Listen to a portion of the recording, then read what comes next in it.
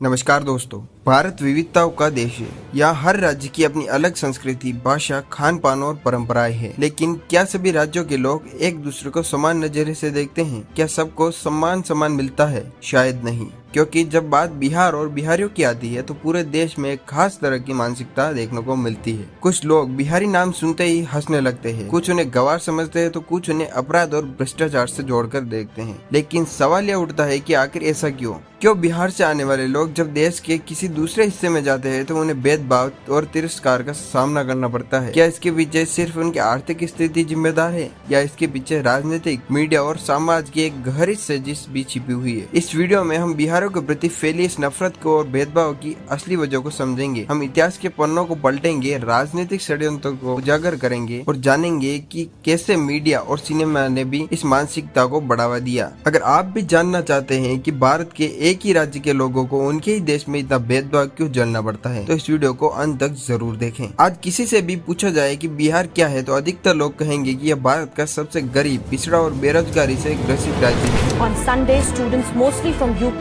and Bihar who had gone to Mumbai and adjoining areas to appear in a railway recruitment board test were beaten by Raj Thackere's supporters and hounded out of the examination center.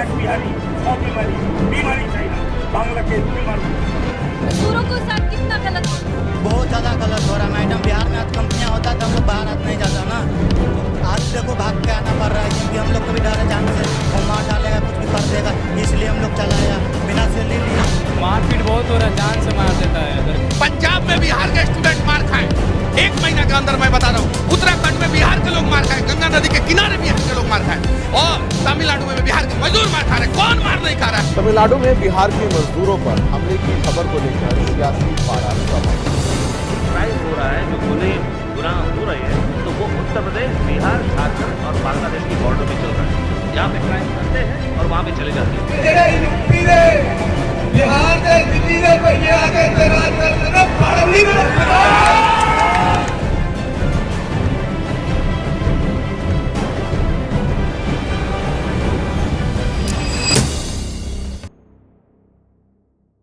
लेकिन क्या यह बिहार की असली पहचान है? नहीं। अगर हम इतिहास की ओर नजर डालें तो पाएंगे कि बिहार कभी पूरे विश्व का बौद्धिक और सांस्कृतिक केंद्र हुआ करता था। यही वह भूमि है जहां से चाणक्य ने राजनीति के सिद्धांत दिए, जहां सम्राट अशोक ने जन्म लिया और जहां नालंदा, विक्रमशिला जैसे विश्वविद्यालयों में पूरे विश्व से छात्र शिक्षा लेने आते थे। नालंदा विश्वविद्यालय, जिसे पूरी दुनिया का सबसे प्राचीन और श्रेष्ठ विश्वविद्यालय माना जाता है, बिहार में ही था। यहाँ तक्षशिला और अन्य जगहों से विद्वान आकर पढ़ते थे। लेकिन आज बिहार की पहचान सिर्फ बेरोजगारी और गरीबी से जुड़ गई है। बिहार ने भारत के स्वतंत्रता संग्राम में भी अहम भूमिका निभाई। महात्मा गांधी जी ने अपना पहला सत्याग्रह बिहार के चंपारण से शुरू किया। इसी बिहार की मिट्टी से जयप्रकाश नारायण जैसे क्रांतिकारी नेता निकले, जिन्होंने संपूर्ण क्रांति का आह्वान किया। लेकिन फिर ऐसा क्या हुआ कि बिहार, जो कभी भारत का गौरव हुआ करता था, आज हाशिए पर पहुँच गया है। बिहार में रोजगार के अवसरों की कमी के कारण लाखों बिहारी हर साल दूसरे राज्यों में जाते हैं। वे मुंबई, दिल्ली, पंजाब, गुजरात, राजस्थान और दक्षिण भारत में मजदूरी करते हैं, फैक्ट्रियों में काम करते हैं, रिक्शा चलाते हैं और कई बार छोटे व्यवसाय भी शुरू करते हैं। स्थानीय लोगों को यह महसूस होने लगता है कि बिहारी उनकी नौकरियां छीन रहे हैं, खास तौर पर महाराष्ट्र और मुंबई में, जहां 2008 में राज ठाकरे की MNS पार्टी ने उत्तर भारतीयों को निशाना बनाकर हमले किए। बिहारी मजदूरों और छात्रों पर हमले किए गए, उन्हें ट्रेनों से खींचकर पीटा गया और मराठी मानुष की राजनीति को हवा दी गई। यही हाल पंजाब और हरियाणा में भी देखने को मिलता है, जहाँ बिहारी मजदूरों को भैया कहकर उनका मजाक उड़ाया जाता है और उन्हें नीचे जाति का समझा जाता है। जान से मार देता है। पंजाब में बिहार के स्टूडेंट मार खाए, 1 महीना के अंदर मैं बता रहा हूँ। उत्तराखंड में बिहार के लोग मार खाए, गंगा नदी के किनारे बिहार के लोग मार खाए, और तमिलनाडु में बिहार के मजदूर मार खा रहे। कौन मार नहीं खा रहा है? तमिलनाडु में बिहार के मजदूरों पर हमले की खबर को लेकर सियासी पारा चढ़ा।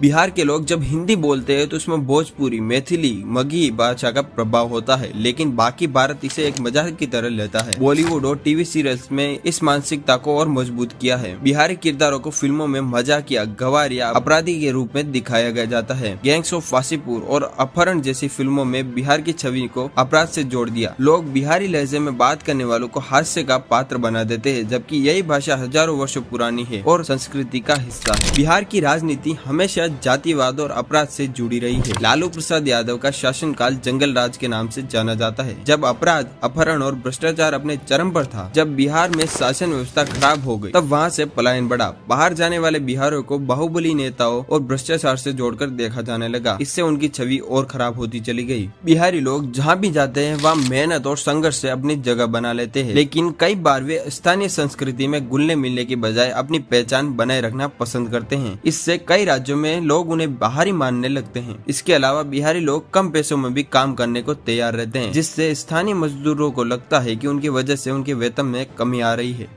बिहारियों के प्रति नफरत सिर्फ एक मानसिकता है जिसे मीडिया, राजनीति और समाज ने मिलकर बनाया है, लेकिन सच ये नहीं है। बिहारी लोग भारत की रीढ़ है। वे मेहनती और वे भारत के हर कोने में योगदान देते हैं और उन्होंने हर क्षेत्र में अपना परचम लहराया है। अब समय आ गया है कि इस मानसिकता को बदला जाए। बिहारी होना गर्व की बात है, न कि शर्म की बात। अगर भारत को एक मजबूत राष्ट्र बनाना है तो क्षेत्रीय भेदभाव को खत्म करना ही होगा। क्या आपको लगता है कि बिहारियों के प्रति इस भेदभाव को रोकने के लिए हमें क्या करना चाहिए? अपनी राय कमेंट में बताएं। इस वीडियो को ज्यादा से ज्यादा शेयर करें ताकि सच्चाई हर किसी तक पहुंचे। जय हिंद, जय भारत, जय राजस्थान।